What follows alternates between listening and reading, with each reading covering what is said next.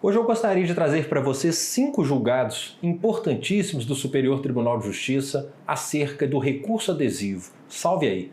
O recurso adesivo, que, claro, todos sabem, consta lá do artigo 997, parágrafo 1º do CPC, quando ele lembra que, sendo vencidos autor e réu, ou seja, sucumbência recíproca, ao recurso interposto por qualquer deles, poderá aderir o outro. Então, em sendo, por exemplo, uma ação de indenização com o pedido de R$100 mil, o pedido julgado parcialmente procedente condenando o réu ao pagamento de 80 mil, você sabe que aquele que interpuser, por exemplo, nesse nosso caso, a apelação, faculta a outra parte, no prazo que ela disporá para apresentar contra-razões, recorrer adesivamente.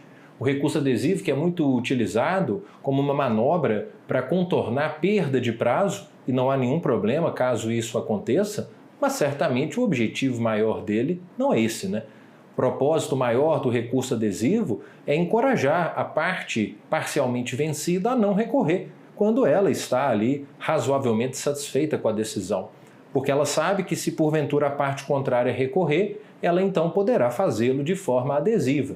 Mas se a parte não recorrer, a decisão transita em julgado, sem a necessidade da subida dos autos ao tribunal. Mas vamos a essas 5 decisões importantes. A primeira, lembra que o recurso adesivo não está condicionado à apresentação de contra-razões, restando assegurado à parte tanto o direito de recorrer como de responder ao recurso. Então, para que a parte apresente o adesivo, ela não precisa igualmente apresentar contra-razões, muito menos fazê-lo no mesmo prazo, na mesma oportunidade. Então a parte pode simplesmente recorrer de forma adesiva sem ter apresentado contra-razões. Uma segunda decisão que destaquei aqui diz respeito à renúncia expressa ao prazo para interposição de recurso principal, que não pode ser estendida de uma forma automática ao prazo recursal do recurso adesivo. Então, se eu, nos primeiros 15 dias para a interposição do recurso principal, renuncio de forma expressa a esse prazo, isso não significa que, caso a parte contrária recorra, eu já terei renunciado de uma forma presumida e automática ao meu direito de interposição do adesivo. Então, percebam aí uma desvinculação dentro desse contexto. Terceiro julgado, aqui o STJ dizendo que não há interpretação que corrobore estar dentro dos requisitos de admissibilidade do adesivo a existência de subordinação à matéria devolvida no recurso principal. Cuidado! Você sabe que o recurso adesivo ele é subordinado ao recurso principal, no sentido de que se o recurso principal não for conhecido, porque, por exemplo, dele o recorrente desistiu, o recurso adesivo ele também não será conhecido. Existe aí, portanto, essa subordinação.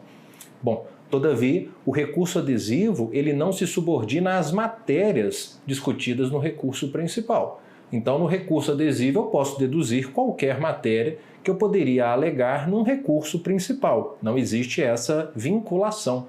Eu posso, por exemplo, num caso em que o recurso principal versa sobre a condenação principal por perdas e danos, recorrer adesivamente apenas para pleitear a majoração dos honorários. Percebam, portanto, essa inexistência de subordinação à matéria que está sendo devolvida no recurso principal. Na nossa quarta decisão, o STJ dizendo que não cabe recurso adesivo quando a parte já tenha manifestado recurso autônomo. Então, eu, sucumbente, claro, numa situação de sucumbência recíproca, interponho o meu recurso de apelação, por exemplo, de forma principal. Aí a parte contrária também o faz. Aí, quando eu sou intimado para apresentar contra-razões, eu interponho uma nova apelação, mas uma apelação adesiva, como se fosse uma complementação da anterior. Não será admitida essa apelação adesiva pela própria preclusão consumativa. Se eu já interpus o recurso principal, eu não posso, então, interpor o recurso de forma adesiva. E, por fim, quinta decisão que destaquei para vocês, o STJ, lembrando que, concedida a antecipação dos efeitos da tutela num recurso adesivo, não se admite a desistência do recurso principal de apelação, mesmo que a desistência tenha sido apresentada antes do julgamento dos recursos. Então, a parte interpôs o recurso principal, a outra parte interpôs o recurso adesivo. Só que nesse recurso adesivo a parte obteve uma decisão monocrática de um relator com antecipação dos efeitos da tutela recursal. Aí então a parte contrária, visualizando essa decisão em favor do recorrente adesivo, desiste do seu recurso principal, muito provavelmente com o intuito de derrubar também o recurso adesivo. Isso não vai acontecer, porque segundo o STJ, se já foi concedida essa medida em favor do recorrente adesivo, não poderá o recorrente principal pedir desistência desse seu recurso. Talvez fosse mais adequado que o legislador admitisse essa desistência e apenas fizesse com que o recurso adesivo, nesse caso, tivesse continuidade, que ele então não se subordinasse ao conhecimento do recurso principal para que ele fosse julgado. Mas um importante julgado de informativo do STJ que eu queria que você então se lembrasse. Tá ok? Até uma próxima com outras dicas aqui de processo. Até já!